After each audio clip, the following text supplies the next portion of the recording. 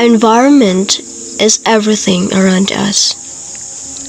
Air, water, land, and all living things. It is also called the global commons because it is shared by all of us. But here is the problem. Many human activities today are harming the environment. So the question is it morally right to continue these actions even if they cause harm? This becomes an ethical issue because it involves right and wrong, responsibility, and the effects of our actions on others, including future generations. In this report, we will explain 5 major environmental issues and analyze them using utilitarianism, deontology, and virtue ethics. These issues are real and happening today.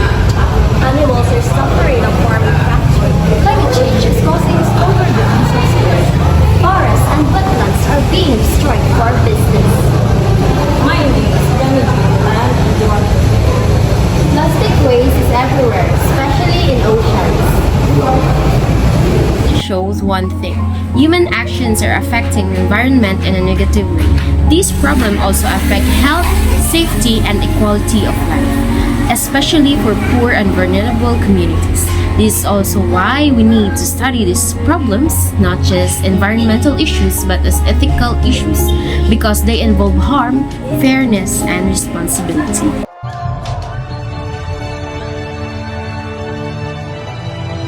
Veganism means not using animals as much as possible. But in the ontology, animals also has a moral worth.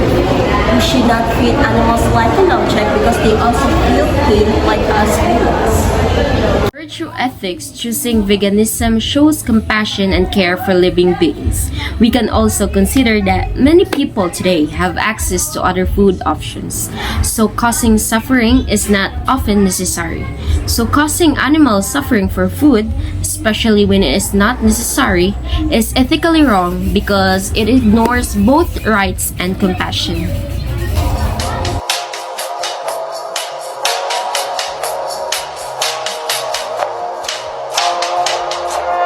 Climate change is caused by human activities like using fossil fuels. In utilitarianism, it is wrong because in the future it creates more suffering, such as disaster, food shortage, and health problems. In deontology, we have a duty to not harm others, including future generations who have no control over our actions today. In virtue ethics, choosing profit over planet shows greed and lack of responsibility. This issue is about intergenerational justice, which means being fair for the future people. So prioritizing economic growth over environment is not morally right because it sacrifices the future for the present comfort.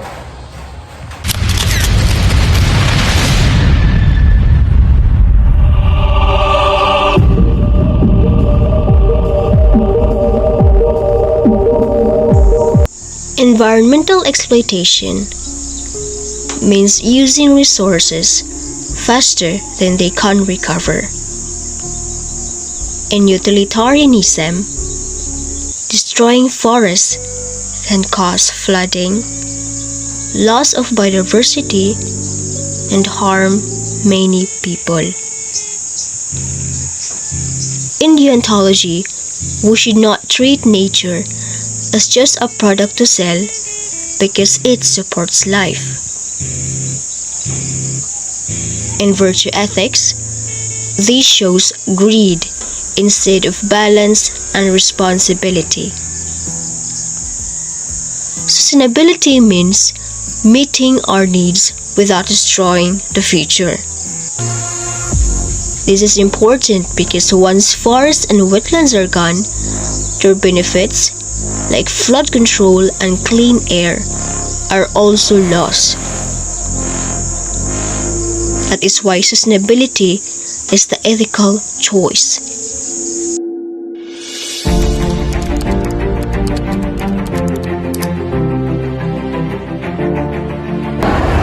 My name causes ecological destruction. In utilitarianism, the long-term damage is greater than the short-term gain. In deontology, companies have a duty to protect the environment and the people.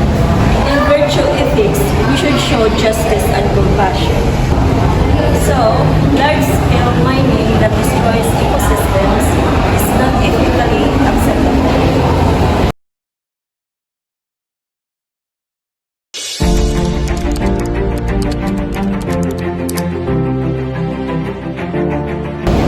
Plastic pollution is a big problem because plastic does not break down easily.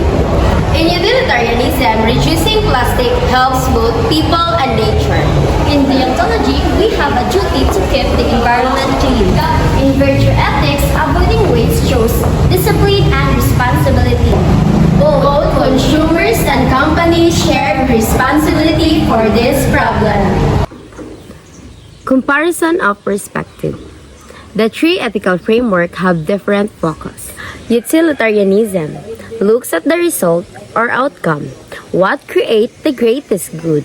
Ontology looks at duty and rules, what is right or wrong. Virtue ethics looks at the character, what a good person could do. In climate change, utilitarianism focuses on future suffering. Deontology focuses on our duty not to harm. Virtue ethics focuses on being responsible and wise. They may not always agree in reasoning, but in these issues, they often reach the same conclusion. Harming the environment is wrong. This shows that environmental protection is a strong ethical responsibility supported by different perspectives.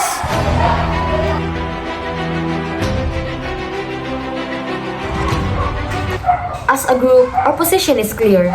Environmental problems are moral problems because they involve harm, responsibility, and justice. As a responsible citizen, we should reduce doing harmful actions like overconsumptions. We should practice sustainability in daily life, be responsible consumers, and also support policies and laws that protect environment and encourage industries to follow ethical practice. Small actions, when done by many people, can create a big change. We all share responsibility because we all share the global commons. In the end, every action we take affects the environment. But this is not just about nature. This is about life.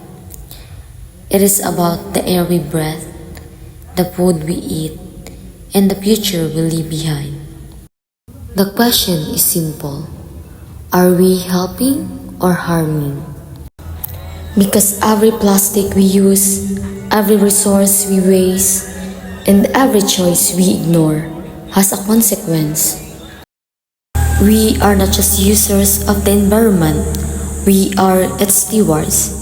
And being a steward means doing what is right, even it is difficult, even it requires sacrifices, and even when no one is there to remind us. Because the future depends on what we choose today.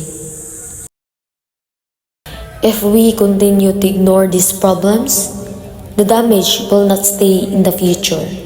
It is already happening now. So before we end, ask yourself, if not us, then who? If not now, then when? Let us not wait for change. Let us be the reason it happens.